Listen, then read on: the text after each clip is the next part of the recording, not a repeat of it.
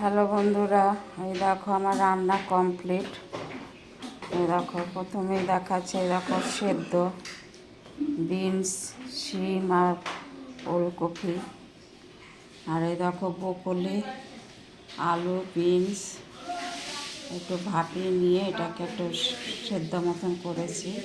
সামান্য একটু তেল দিয়ে, কালো জিরে ফোড়ন দিয়ে, কাঁচা লঙ্কা দিয়েছি।